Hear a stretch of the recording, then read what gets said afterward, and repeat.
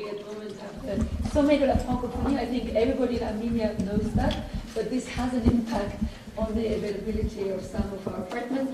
Welcome in particular also to the civil society representatives, to the media present to cover the opening sessions, and of course to my colleagues both from Strasbourg and from the Yerevan office. The Council of Europe EU Partnership for Good Governance is a multi-country program launched in 2015 to provide comprehensive assistance to the Eastern Partnership countries, including Armenia, obviously, to implement national reforms for bringing legislation and practice closer to European standards in the field of human rights, the rule of law, and democracy. The three-year program has been extended to a fourth year until the end of 2018. Now, the purpose of this meeting, the annual coordination platform, so this meeting takes place every year and allows us to take stock, to review progress in the implementation of ongoing actions, the annual actions, the actions of this year, to also present the main outcomes of the projects that were completed from 2015 to 17, and to briefly look into the future, present actions foreseen as part of the second phase. So what is this PGG, Partnership for Good Governance? It's an expression of the partnership between the European Union and the Council of Europe to support Eastern Partnership countries through technical cooperation. The program is implemented by the Council of Europe and co-funded between the EU, covers 80% of the cost, and the Council of Europe covers 20% of the cost. But most importantly for you, I think the program is there to support reform through country-specific and regional projects in and for Armenia. In the period 2015 to 17, the joint program implemented 5 country-specific projects in Armenia. And today, we heard that the foreign minister looked at the program and said, but that's not very much, we should do much more together, so we shall see what is possible in the future. But it is actually nice to know that he has a look at directly this program. So the 5 projects are on supporting the criminal justice reform and combating ill treatment and impunity in Armenia, penitentiary reform, strengthening healthcare and human rights protection of prisoners, strengthening the integrity and combating corruption in higher education, long-term electoral assistance to the election-related stakeholders, and supporting the implementation of judicial reform. Then in 2018, we continued to work in those areas, except elections. There are also some regional projects, as mentioned, and this is very important because the regional projects allow the countries of the Eastern Partnership to learn from each other, to move forward together, to exchange best practice, and to, through this learning from each other, be themselves somehow the masters of this program, have recognition for what they have already acquired. And these regional projects take place in 4 areas: access to justice of women victims of violence, media freedom through regulatory mechanisms, combating corruption, economic crime, and combating cybercrime. In terms of figures, we are supposed to concentrate on outcomes and results, but nevertheless the figures are always also interesting. So this program covers country-specific, about 3 million euros. The regional projects bring another 2 million euros for Armenia. Around 100 activities were implemented in 2015 to 17, and the activities were attended by about 2,500 participants, or benefited about 2,500 people directly. And of course, these 2,500 very often are multipliers, so in reality the results go much further. Over 900 representatives of legal professions, lawyers, judges, prosecutors, investigators were trained. This is also a very important figure. Armenia is not a very big country, so 900 is really a lot. To give you some examples of tangible results, the Venice Commission's opinion on the draft electoral code, the draft judicial code, were adopted legal advice on draft laws on referendum, legal advice on the draft civil procedure code, on the draft code of administrative offences, as well as 4 other laws deriving from the draft judicial code were provided and accepted. Legal advice was also provided to harmonise the draft criminal procedure and criminal codes of Armenia, that's not yet adopted, as well as the laws on the Human Rights Defenders Office, the Constitutional Court and the Prosecution Office with the European Human Rights Standards. This is why the Minister, we're very happy that you are here. You will confirm all this later. Improving healthcare and human rights in the penitentiary system was really a very important dimension of the program. The legislative and institutional framework of prison healthcare has been improved with the adoption of the concept paper on upgrading medical services in penitentiaries in the Republic of Armenia and the establishment of a penitentiary medicine center, as well as with the submission of the extensive package of proposed legislative amendments. But it was not only about legislative reform. We also, through the project, put at the disposal of 11 prisons medical equipment. Because, of course, the legal framework is important, but the medical equipment, sort of hardware, is also important.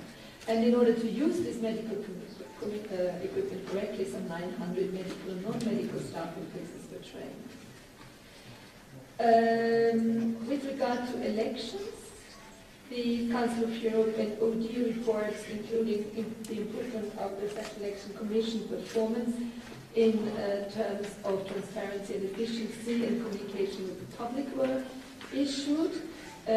We reinforced the capacity of some 300 territorial election commissioners who were trained on the new electoral code, and the then new electoral code, because now, of course, we are passing another one. And intermunicipal cooperation, this concerns local self-government and local finance benchmarking tools, were introduced. We are particularly pleased that some 150 women were elected as mayors and local councillors, among others, or at least supported also by the training programs in this regard. The national stakeholders involved in the PGG activities are core actors who play a decisive role in the implementation of domestic reform in the areas covered by the PGG, and I would really like to use this opportunity to thank all of those who are also present, who are national stakeholders, for their commitment to implement the activities in the most efficient and result-oriented way, and underline that their involvement and support is crucial to sustain the PGG results, as is also the coordination by the Ministry of Foreign Affairs.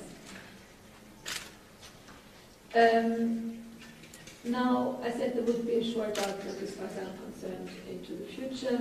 It's very short. The Partnership for Good Governance will continue. We have agreement on this. It will continue in a slightly different format. In coordination with the national authorities, with the Armenian authorities, we are currently, and in close cooperation in particular with the European Union, we're currently preparing PGG Phase 2, which will cover the period 2019-2021, and will focus on 2 priority areas: judicial reform and fight against corruption. Fight against corruption is, of course, one of the key priorities of the Prime Minister of this country, of the new government, and it is something which basically has to be, I think, addressed through all projects that we run together, nearly as a transversal issue, because corruption is not just a phenomenon in its own right, it's something which appears more or less everywhere. PGG actions are defined on the basis of the Council of Europe country-specific action plans for the countries of the Eastern Partnership, also as far as the Council of Europe is concerned, and on the EU strategic documents for Eastern Partnership countries, including in particular the EU 2020 deliverables. But it will not surprise anybody that, in fact, the Council of Europe and the European Union see absolutely eye to eye and have the same objectives in the area of human rights, rule of law, and democratic governance. It's just the European Union also has other areas to cover which the Council of Europe is not involved with. And the cooperation priorities were validated in the joint declaration of the Eastern Partnership Summit in November 2017. So the program also enjoyed highest level support. Also in the future, the PGG, Partnership for Good Governance, will include both country-specific and regional projects, but possibly fewer regional projects, we shall see. Cross-cutting issues such as gender equality, non-discrimination, cooperation with civil society, combating violence against women, and as I said, corruption as a transversal concept will also be placed. The envelope for the program will be smaller, so I don't want to raise any false expectations here, and more focused. And we hope that we'll be able to complement, but this we have to see, with bilateral cooperation between the European Union and the Council of Europe. So the next couple of months will be very active, very full of active consultations with our national stakeholders, with our colleagues from the European Union, and with our colleagues in both Strasbourg and ԵԽ-ն. So with this, I would like to stop, pass the floor to the Deputy Minister. Yes.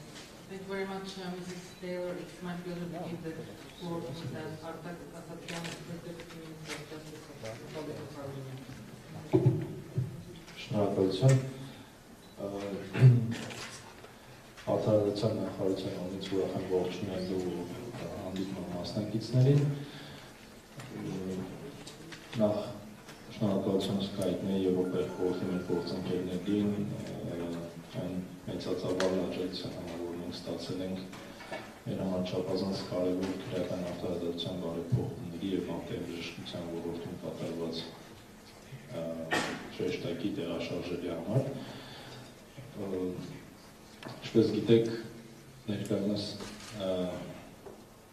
մենք ձեռնմուխ ենք եղել քրեական օրենսգրքի նոր նախագծի եւ քրեական դատավորության նոր օրենսգրքի նախագծի պատրաստմանը, որը կարծես թե գտնվում է վերջնական ամփոփում եւ ինչպես տեղյակ եք, Եվրոպայի խորհրդի մեր գործընկերները համապատասխան ծրագրերի միջոցով տրամադրել են փորձագիտական եզրակացություն այդ երկու կարևոր ոլորտներում եւ մասնավորապես քրեական օրենսգրքի նախագծի հետ կապված տրամադրված կարծիքը ամփոփել աշխատանքային խմբի կողմից եւ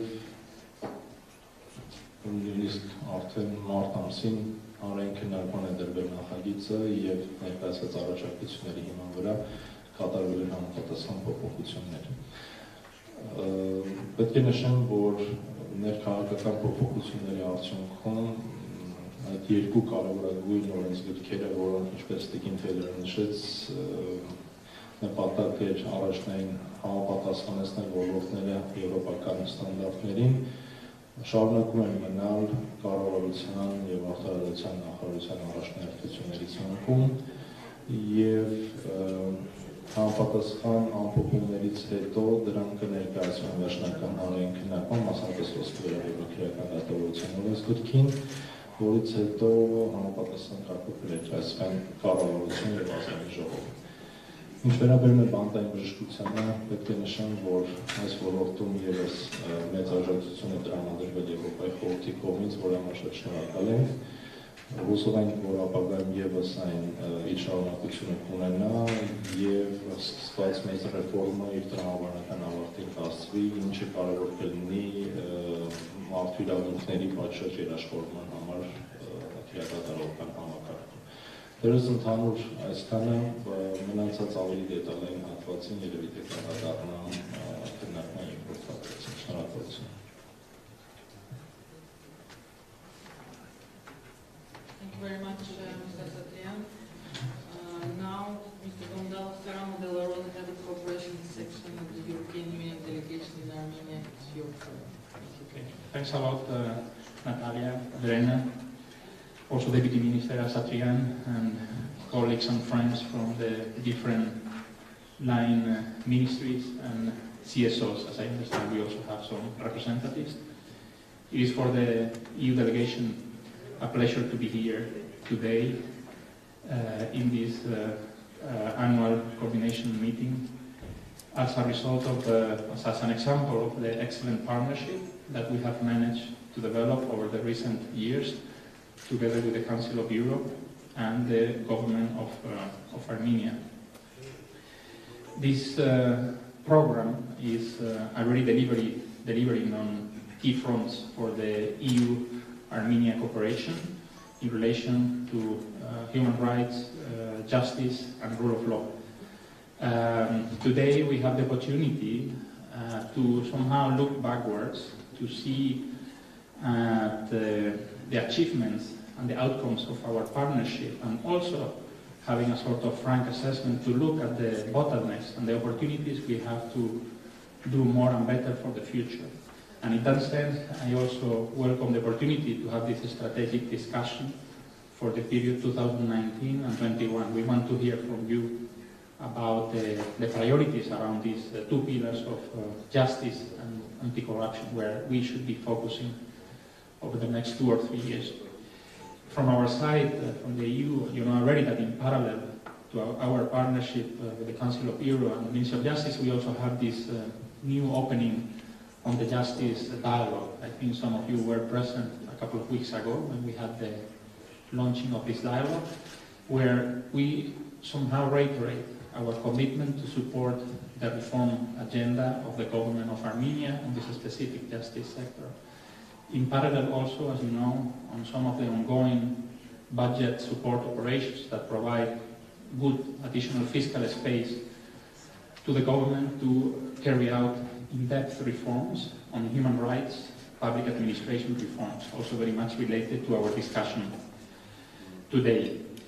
I'm very happy today also because I have seen already some communication and visibility materials that are already available in your folders, where you will see the stories of people, of course, professionals in the justice sector and in other human rights fronts that are already seeing the benefits of this partnership, and especially for the ordinary citizens of Armenia, that at the end they are the ultimate beneficiaries of our programs, of our cooperation here in Armenia. So that's all from my side. Thanks a lot for coming here. Very nice to meet you, and looking forward to our strategic discussion this afternoon. Thanks a lot.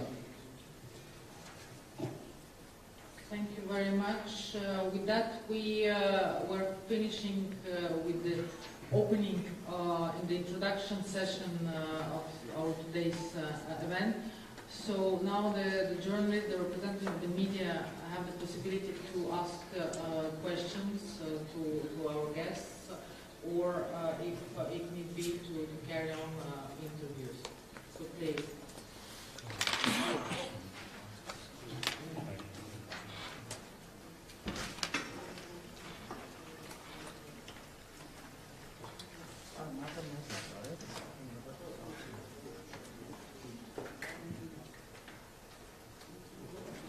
Okay, so if there are no questions for the general floor, I think we can break for about 10 to 15 minutes and to resume in 15 minutes. So during this time, the media representatives will have the possibility to ask questions individually. Thank you.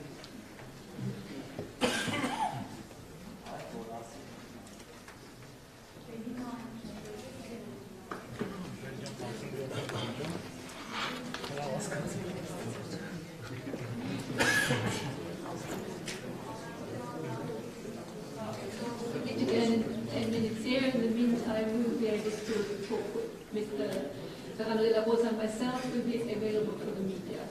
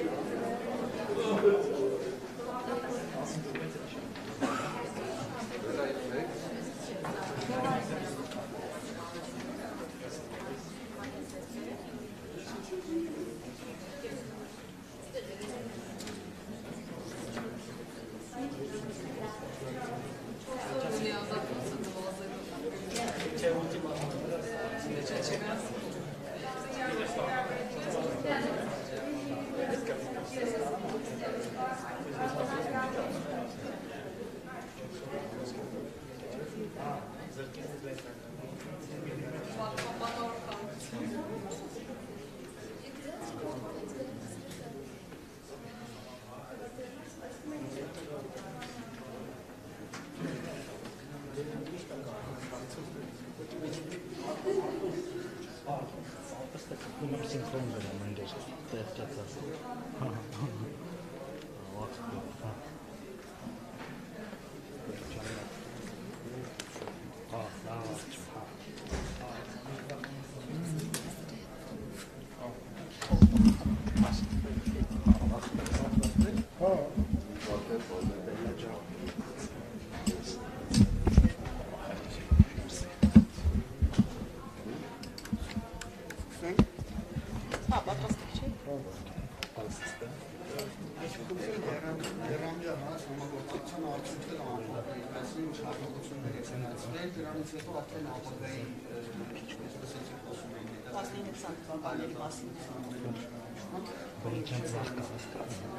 request is to sum up the results, achievements, and signatures that were obtained during the 3-year period, and also, as much as I could understand, you spoke about the next steps, that is 19, what is ahead.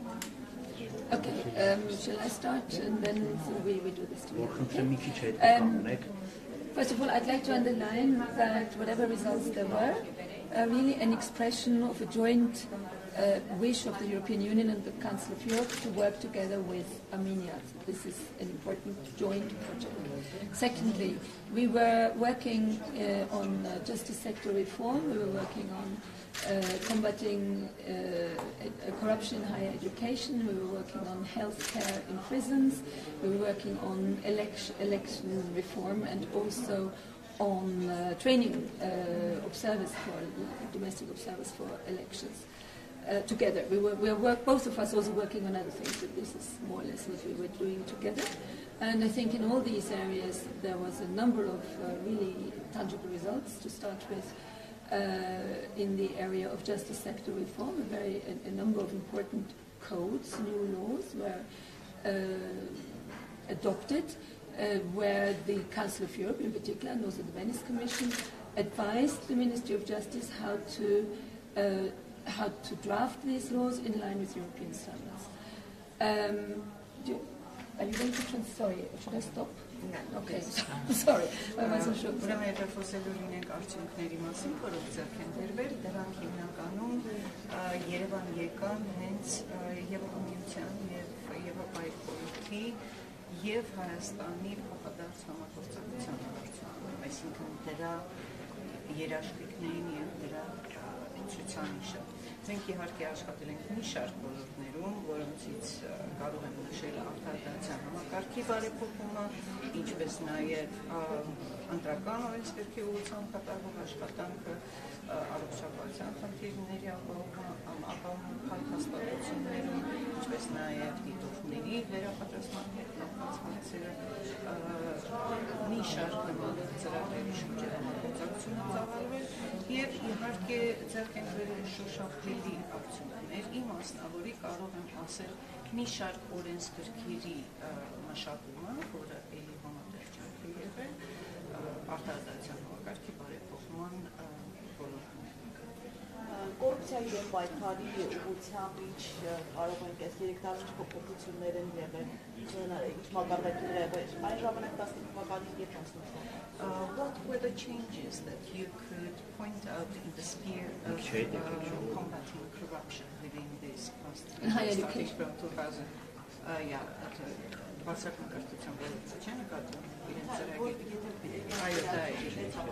Yes, starting from 2015. And what is the level of that? What is the achievement that you could point out? I think I have to specify with regard to corruption, we worked with higher education institutions. We did not work generally on corruption in the country, but we worked with higher education institutions on how to prevent corruption in higher education institutions, how to prevent for students to pay instead of study for a degree, for example. And in this regard, first of all, we worked together with institutes to raise awareness, and then we collected obstacles to combating corruption and worked with representatives of the higher education institutions on how to overcome these obstacles. I stop and then I continue because it goes. Նախ եւ առաջ ես ուզում եմ շեշտել, որ կոռուպցիա ասելով պետք է նկատի ունենաք, որ մենք փորձում ենք համագործակցել բարձրագույն ուսումնական հաստատություններում կոռուպցիայի դեմ, այսինքն ոչ թե ընդհանուր առմամբ կոռուպցիան երկրում։ Եվ այստեղ ինչ էր մեր անելիքը։ Նախ եւ առաջ մենք փորձում ենք վերհանել այն հնարավոր բացթողումները կամ այն խոչընդոտները, որոնք որ ի վերջո բերում էին նրան, որ ուսանողները կարող էին ոչ թե սովորել, այլ վճարել դրա փոխարեն, եւ մեր գործունեությունը ուղղված էր դա բացառելուն։ Իհարկե, երբ որ մենք այդ խոչընդոտները վեր ենք հանում, նաեւ համատեղ ջանքերով փորձում ենք հանդիպումներ ունենալ համապատասխան մարմինների ներկայացուցիչների հետ, որպեսզի ելի համատեղ ուժերով կարողանանք դրանք հաղթահարել։ Of course, in such a case, you have different target groups. You have those who accept bribes or whatever. You have those who pay them. And you also have a very important gender dimension, because corruption, higher education for girls is not necessarily the same as for young men. So all of these issues had to be taken into account. And we published a code of conduct, which is now accepted by higher education institutions in order to contribute to avoiding this problem in the future. I cannot say that it's been 100% eradicated, because this takes time. And your new government has made combating corruption one of the key, or if not the key priority. And I think this project is something which we can further build on and also transfer to other education institutions than the ones that are already targeted, but also in healthcare and any part of public life, in fact, where corruption can occur. Բնականաբար թիրախային խմբերը տարբերվում էին, դրանց մեջ էին, ասենք, նրանք ովքեր կաշառք տալիս էին, ովքեր ընդունում էին, եւ նաեւ այստեղ գոյություն ուներ գենդերային ասպեկտը, բնականաբար աղջիկների եւ կանանց ուսումնառությունը այդ մոտեցումները երբեմն զանազանվում են արական սեռի համապատասխան ասպեկտներից, եւ մենք այստեղ փորձում ենք հասնել նրան, որպեսզի կարողանանք մշակել այնպիսի դրույթներ, որոնց հիման վրա ի հայտ եկավ որպես արդյունք է սա նշում վարքագծի կանոնները, որոնք ընդունված են արդեն բոլոր բուհերում, բարձրագույն ուսումնական հաստատություններում։ Ես իհարկե չեմ ասում, որ 100%-ով կարողացել ենք վերացնել արմատախիլ այդ կոռուպցիան տվյալ ոլորտում, բայց ամենայն դեպս կան հիմքեր, որոնք հույս են տալիս, որ դա շարունակական բնույթ կունենա եւ վիճակը կբարելավի։ Եվ իհարկե մենք նպատակ ունենք հետագայում այս նույն մոտեցումը տարածել մյուս հաստատությունների վրա, լինեն դրանք առողջապահական, թե այլ կարգի ինստիտուցիաներ։ Հաջորդ տարի իրականացնող ծրագրերին հայտնի դրանք, թե ինչ ծրագրեր են սպասվում։ And also, could you please dwell on the projects that you envisage for the coming years?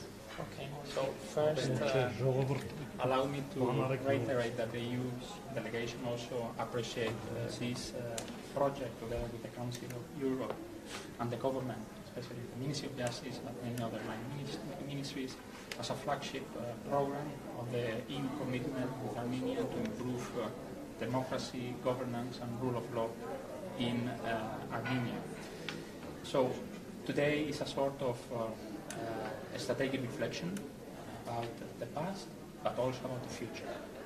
Նախ եւ առաջ ես ուզում եմ ասել, որ Եվրոպայի ներկայությունը եւս շատ բարձր է գնահատում այս ծրագիրը, որը իրականացվում է ԵԽ-ի միջոցով, որպես մի ծրագիր, որ միտված է Հայաստանում ժողովրդավարությունը, օրենքի գերակայությունը ամրապնդելու եւ բարեփոխումները առաջ մղելու, եւ իհարկե այս ծրագիրը մենք դիտում ենք որպես առաջատար մեր գործունեության շրջանակում, եւ բնականաբար առաջիկա տարվա համար կարող եմ ասել, որ հենց այս հանդիպումը, որ մենք այստեղ ունենք, դա մեր առկա կամ անցյալ ռազմավարության վերլուծությունն է եւ դրա հետ միասին նաեւ առաջիկա քայլերի եւ ռազմավարության քննարկումը։ So as I said, I think it's good to look backwards and to make a sort of assessment of the outcomes and results that have been achieved for the recent years.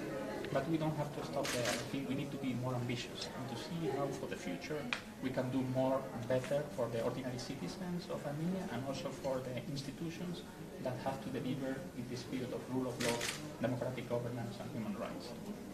Եվ բնականաբար շատ օգտակար է անդրադառնալ անցյալի աշխատանքին, գնահատել այն արդյունքները, որոնք ձեռք են բերվել, բայց իհարկե դրանով չսահմանափակվել, այլև մտածել, թե որոնք են լինելու մեր հետագա անելիքները, որպեսզի մենք կարողանանք ինչ որ ձևով բարելավել իրավիճակը, թե շարքային քաղաքացում Հայաստանի Հանրապետության եւ թե համապատասխան հաստատությունների գործունեության ոլորտում, հաստատություններ, որ պետք է իրականություն դարձնեն այդ ժողովրդական զարգացումը, բարեխիղճ կառավարումը, ինչպես նաեւ օրենքի գերիշխանությունը. So this strategic reflection will help us identify the priority programs for the period 1921.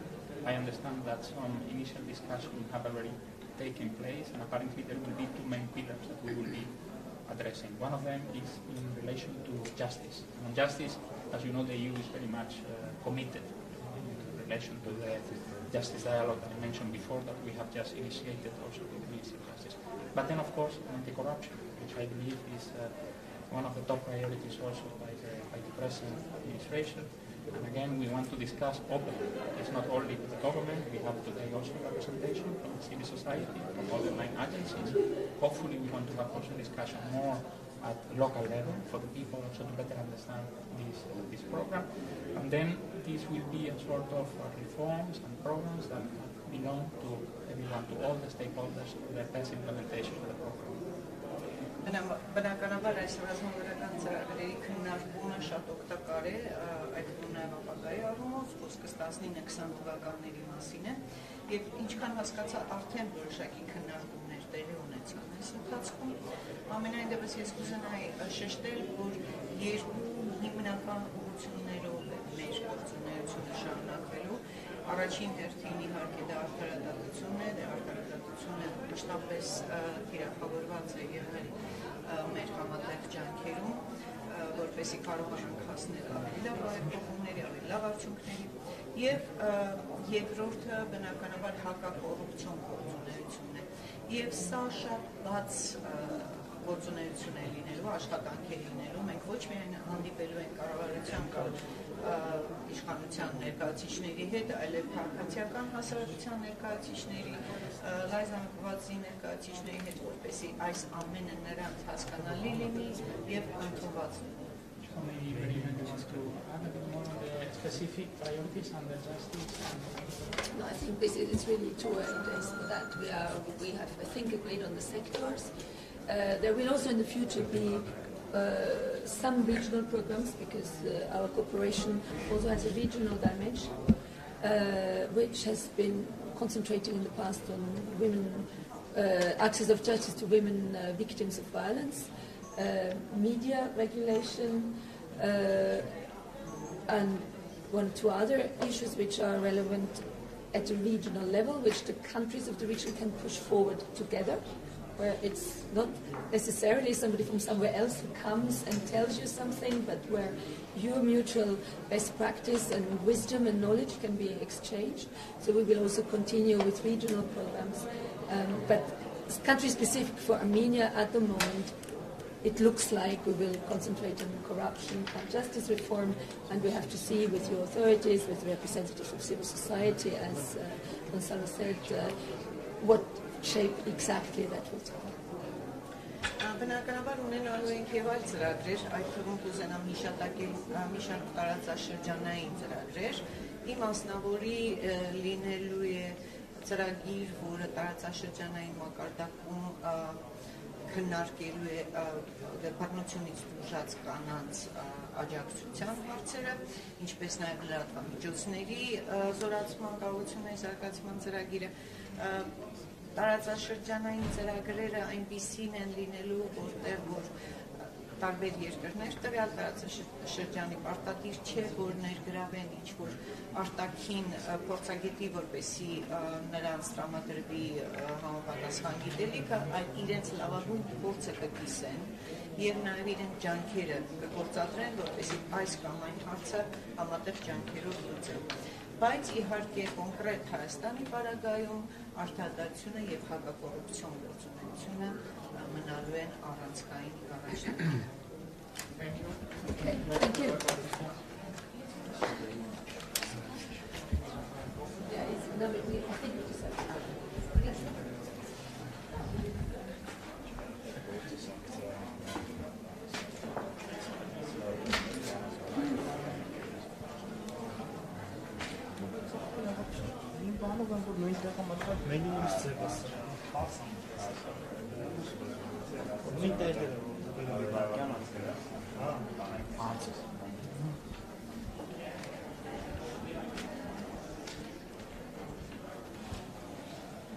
Dacian are